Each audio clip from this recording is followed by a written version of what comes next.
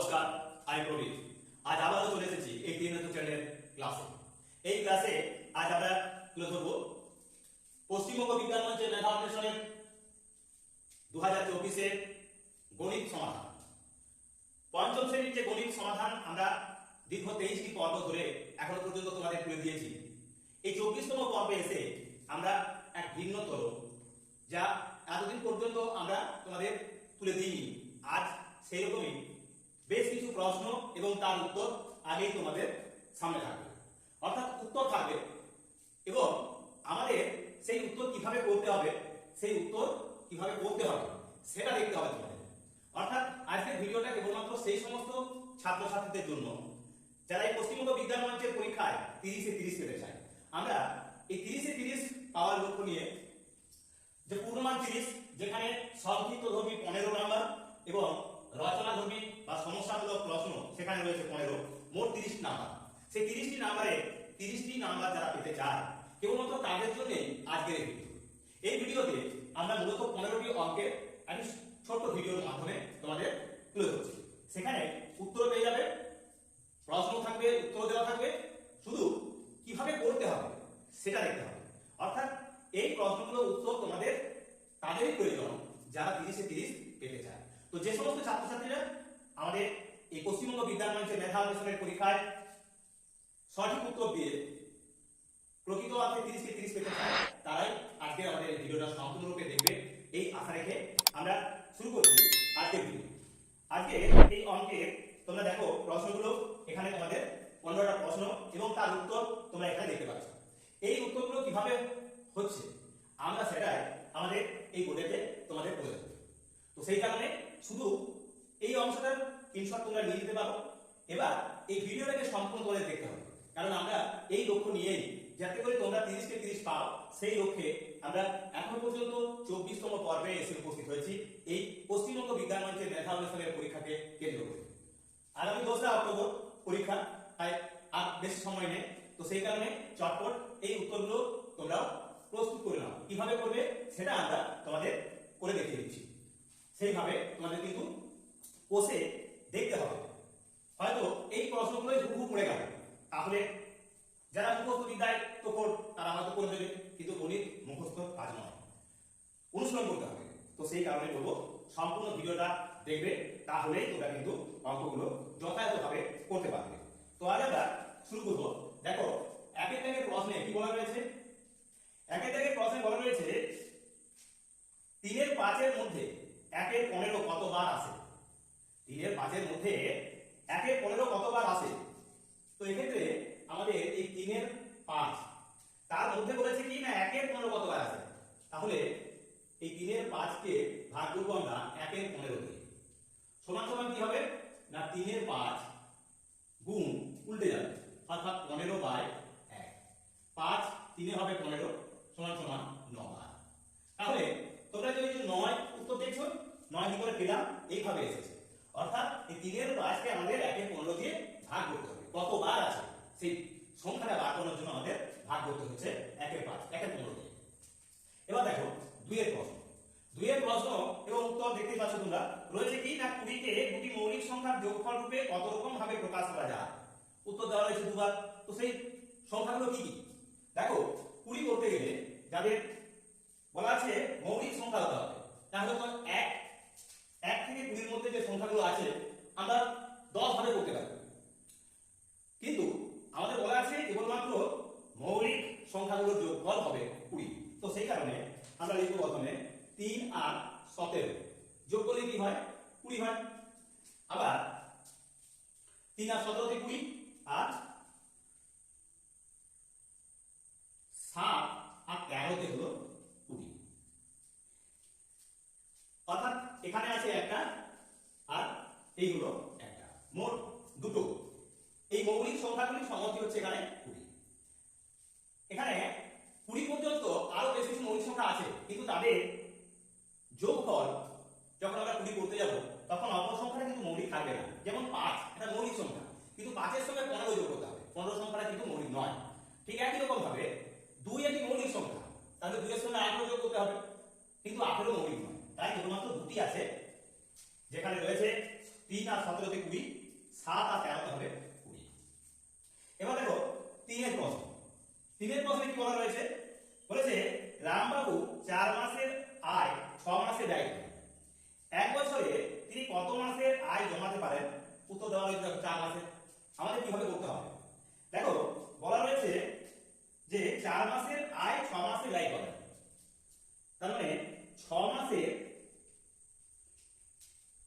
ব্যয় করছে, ব্যয় সমান সমান 4 মাসের আয়। 4 মাসের আয়। এখন 6 মাসকে যদি 1 বছর করতে হয় তাহলে 2 দিয়ে গুণ করতে হবে। তাহলে এখানেও আমরা 2 দিয়ে গুণ করলে পাবো এটা 12 মাসে। তাহলে ব্যয় সমান সমান কত হবে? 4 দিয়ে, এটা হবে কত? 4 দিয়ে 8, তার মানে 8 মাসের আয়। তাহলে 12 মাসের যেটা ব্যয় সেটা হলো 8 মাসের আয়। তাহলে সঞ্চয় কত হবে? সঞ্চয় সমান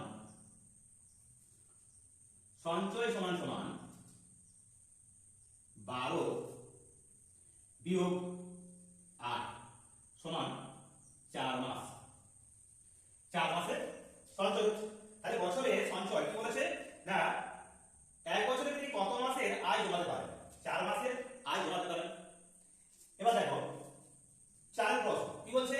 100 থেকে 110 পর্যন্ত মৌলিক সংখ্যা কয়টি? উত্তর দেওয়া হয়েছে 4টি। তাহলে সেই সংখ্যাগুলো কি কি? তো দেখো 4 নম্বরের প্রশ্ন, 100 থেকে 110 এর মধ্যে কি কি মৌলিক সংখ্যা আছে? 101, 103, 107 এবং 109। এই 4টি হলো মৌলিক সংখ্যা। 101, 103, 107 এবং 109। এদেরকে 1 এবং এই সংখ্যাগুলি ছাড়া অন্য কোন সংখ্যা দিয়ে কিন্তু ভাগ করা যায় না। অর্থাৎ 101 কে 1 এবং 101 দিয়ে ভাগ করা যায়, 103 কে 1 এবং 103 দিয়ে ভাগ করা যায়, 107 কে 1 এবং 107 দিয়ে ভাগ করা যায়, আর 109 কে 1 এবং 109 দিয়ে ভাগ করা যায়। তাহলে এই 4টি প্রশ্নের উত্তর কিভাবে করতে হয় তোমরা জানলে এবং বুঝলে। আশা করি এরকমই প্রশ্নগুলো যে উত্তর তোমরা দেখছো সেই উত্তরগুলো সঠিক কিভাবে তোমাদের করতে হবে তা আমরা দেখিয়ে দিচ্ছি। সম্পূর্ণরূপে ভিডিওটা দেখো এবং সেই সঙ্গে আমি আমার সকল ভিউয়ার তথা সচেতন অভিভাবক এবং প্রিয় ছাত্রছাত্রীদের কাছে আবেদন রাখবো সম্পূর্ণ ভিডিওটা তোমরা দেখবে। ভালো লাগলে অবশ্যই লাইক করবে, আর যদি ভালো না লাগে তোমরা কমেন্ট বক্সে জানাবে যে কোন জায়গায় তোমাদের সমস্যা রয়েছে বা আমরা কোন জায়গায় সেখানে তোমাদের পূরণ করতে পারছি না তোমাদের আশা আকাঙ্ক্ষা, সেটাও তোমরা জানো। আর তার সঙ্গে সঙ্গে অবশ্যই তোমাদের সম্পূর্ণ ভিডিওটা দেখে কমেন্ট বক্সে অবশ্যই তোমাদের এই চ্যানেলটি সম্পর্কে ভালো মন্দ এবং অন্যান্য বন্ধুদের সঙ্গে আলাপচারিতায় এই প্রসঙ্গ তুলে ধরো। আর অবশ্যই চ্যানেলটিকে যে ভিডিওগুলি সেই ভিডিওগুলি লাইক তো করছোই, তার সঙ্গে সঙ্গে শেয়ার করবে। আর যারা নতুন তারা অবশ্যই চ্যানেলটিকে সাবস্ক্রাইব করে আরো এগিয়ে যেতে সাহায্য সহযোগিতা করবে এই আশা রেখে আমরা এগিয়ে যাবো পরবর্তী অঙ্কের সমাধান।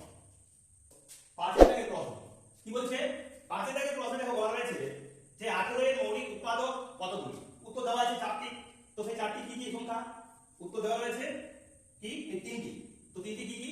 এই 18 সংখ্যাটা আমরা উৎপাদক বিশ্লেষণ করব। 2 9 18, 3 3 হবে 9। অর্থাৎ দেখো এই 2 একটা সংখ্যা মৌলিক সংখ্যা, 3 একটি উৎপাদক 18 সেটিও কিন্তু মৌলিক, আবার এই 3টিও মৌলিক। তার মানে কটি রয়েছে? 3টি। 2 একটি, 3 দুটি। এই হলো 3টি মৌলিক উৎপাদক 18 সংখ্যা। এবার 6 দাগের প্রশ্ন। 6 দাগের প্রশ্নে বলেছে 25 অযুতাংশকে দশমিকে লেখো। উত্তর দেওয়া রয়েছে 0.0025। তো দেখো আমরা কিভাবে লিখি? এখানে দেখো দশমিক, দশমিকের পরের ঘরে আমরা কি লিখি? অর্থাৎ ডান দিকে আমরা লিখব দশাংশ, দশাংশ, শতাংশ, সহস্রাংশ আর অযুতাংশ, অযুতাংশ,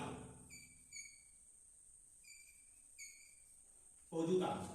তাহলে এখানে দেওয়া আছে 25 অযুতাংশ, মানে এই 2.5 এই দুটো ঘরকে নেবে, সহস্র এবং অযুতের ঘর। অযুতের ঘর থাকবে তার মানে 5, এই সহস্রাংশ এবং অযুতাংশের ঘর, এই দুটো ঘর তাহলে কি হবে? শূন্য হবে। আর এটা দশমিকের ঘর এখানে বসে যাবে। তাহলে উত্তর হবে 0.0025। এবার দেখো 7 দাগের প্রশ্ন। 7 দাগের প্রশ্নে কি বলেছে, যে কোনো তিনটি মৌলিক সংখ্যার গসাগু কত, যে কোনো তিনটি মৌলিক, ধরো আমরা 2 3 আর 5, এদের গসাগু কত হবে? এদের গসাগু হবে, যেহেতু না মৌলিক, পরস্পর মৌলিক বা মৌলিক সংখ্যা, পরপর তিনটি মৌলিক সংখ্যার গসাগু কি হবে? সবসময় 1 হবে, 1 হবে। কারণ এদেরকে ভাগ করলে বা উৎপাদক বিশ্লেষণ করলে এক এবং সেই সংখ্যাটি ছাড়া কিন্তু আমরা অন্য কোনো উৎপাদক পাবো না। দুটি করে কেবলমাত্র উৎপাদক আছে প্রত্যেকটি এই মৌলিক সংখ্যাগুলি, সেই কারণে এদের গসাগু হবে 1। এবার দেখো বলছে 8 দাগের প্রশ্ন কি বলছে, যে একটি বাগানের 5/12 অংশের মূল্য 3200 টাকা হলে বাগানটির দাম কত? মানে সমগ্র অংশটার দাম। তাহলে 5/12 অংশ, 5/12 অংশের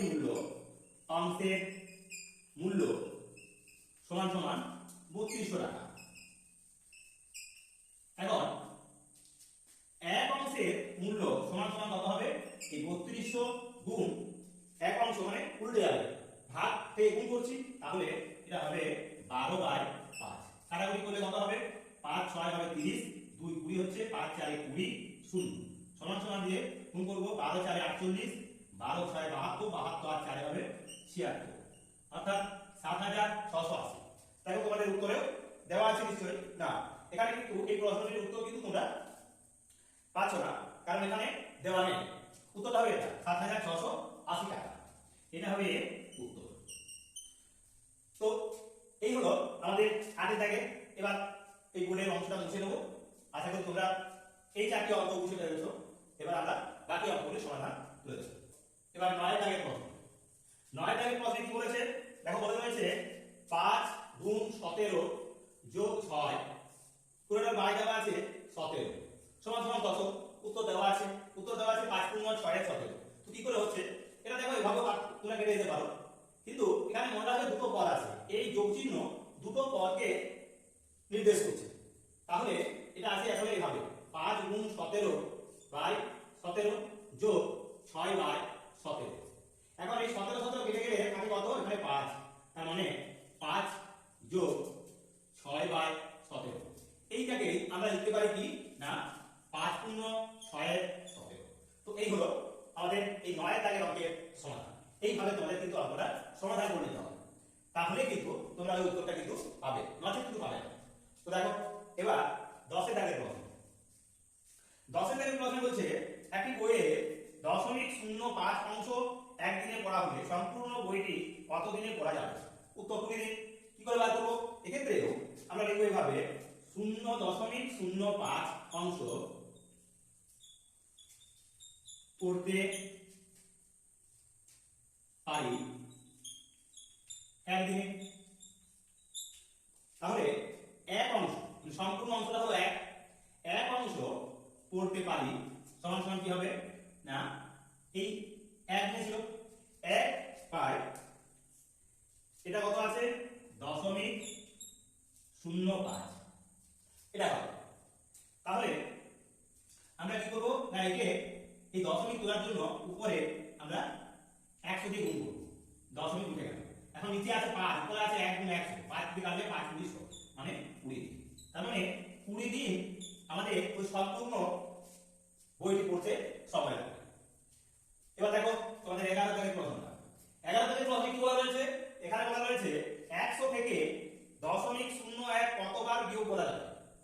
প্রথমে যে আমরা বললাম 3 এর 5 এর মধ্যে 1 এর 15 কতবার আছে, ঠিক একই রকম ভাবে কতবার বিয়োগ করা যাবে? বিয়োগেরই সংক্ষিপ্ত রূপ হলো ভাগ। তো এই ক্ষেত্রে তাই আমরা কি করব?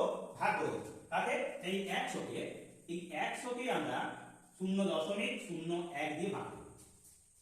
এখন প্রচন্ড বাইরে গরম হয়ে যাচ্ছে, এখন সম্পূর্ণরূপে লিখে দিয়েছি।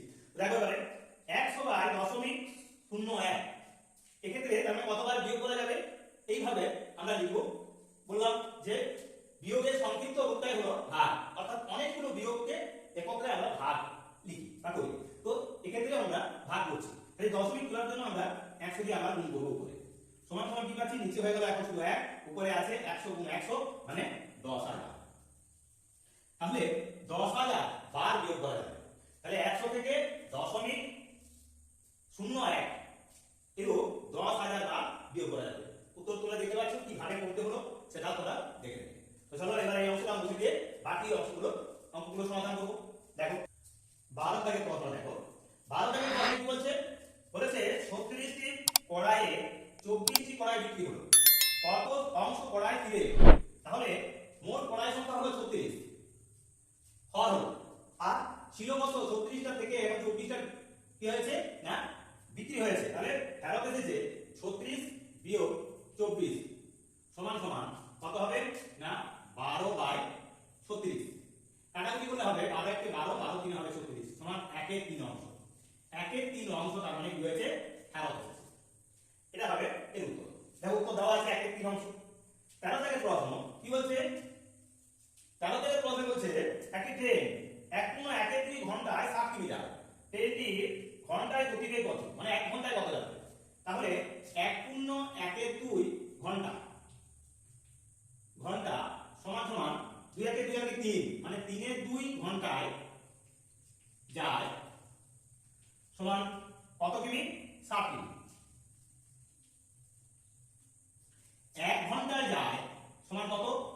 1 ঘন্টায় কত যাবে? না তখন লিখবো আমরা 60/3/2, 3/2 সমান সমান আমরা লিখতে পারি 60 গুণ 2/3, উল্টে যাবে 3 20 60 সমান সমান 40 কিমি। তার মানে 40 কিমি পার ঘন্টা, 40 কিমি পার ঘন্টা বেগে এই ট্রেনটি গতিবেগ হবে, ঘন্টায় গতিবেগ হবে 40 কিমি পার ঘন্টা। এবার দেখো 14 দাগের প্রশ্ন, 14 দাগের প্রশ্নে কি বলছে, বলছে 20:25 এর লঘিষ্ঠ অনুপাতটি কত? 20:25 সমান সমান আমরা এইভাবে লিখব, ভগ্নাংশের রূপ নেব কত? 20/25। তাহলে আমাদের কাটতে সুবিধা হবে 20/25, কাটাকুটি করছি 5 4 এ 20, 5 5 এ 25 সমান সমান 4 এর 5। এটা কি হবে অনুপাতের রূপ দেব, তাহলে কি হবে 4:5, 4:5। তাহলে এই হলো আমাদের 14 দাগের প্রশ্নের সমাধান। এবার দেখো এই পর্বের একদম শেষ অঙ্ক কি বলেছে, এখানে রয়েছে বলছে 23:17 এর ব্যস্ত অনুপাতটি কত? ব্যস্ত অনুপাত মানে কি, তার বিপরীত অনুপাত রয়েছে 17:23। এই 23:17 23:17 এর ব্যস্ত অনুপাত সমান সমান 17:23। অর্থাৎ ভগ্নাংশের এটা বলছি আমরা অনন্য, এটা ভগ্নাংশ তার বিপরীত ভগ্নাংশটাকে বলবো আমরা অনন্য। তো ঠিক সেরকমই এটা হলো 23:17 এর ব্যস্ত অনুপাত হবে কত? 17:23। তো এই হলো আমাদের এই পর্বের 15টি অঙ্কের প্রশ্ন, উত্তর এবং কিভাবে তার সমাধান করতে হবে তাও তোমাদের তুলে ধরলাম। এরকমই গুরুত্বপূর্ণ ভিডিওগুলো আমাদের এই ত্রিনেত্র চ্যানেলে তোমাদের একমাত্র এই পশ্চিমবঙ্গ বিজ্ঞান মঞ্চের মেধা অন্বেষণের আগামী 2রা অক্টোবরকে সামনে রেখে আমরা মোট এই 24টি ভিডিও তোমাদের তুলে দিলাম। আগামী দিনে আরো 2 থেকে 3টি ভিডিও তোমাদের তুলে দেবো, যাতে করে তোমরা 30 কে 30 পেতে পারো। তো সেই কারণে অবশ্যই যারা সম্পূর্ণ ভিডিওটা দেখছো তাদেরকে বলবো যে তোমরা বাকি যে ভিডিওগুলো রয়েছে সেই ভিডিওগুলো সম্পূর্ণরূপে দেখো, না হলে কিন্তু 30 কে 30 পাওয়া খুবই কঠিন। তো সেই কারণে বলবো সম্পূর্ণ ভিডিওটা যারা দেখবে তাদেরকে অসংখ্য ধন্যবাদ। আগামী দিনে ওই বাকি ভিডিওগুলো তোমরা সকলে দেখবে এই প্রত্যাশা রেখে, এবং যাদের আমাদের সঙ্গে রয়েছে যারা, তারা অবশ্যই আমাদের চ্যানেলটিকে সাবস্ক্রাইব করছো এই বিশ্বাস রেখে আজকের মতো এখানে ভিডিওটি শেষ করছি।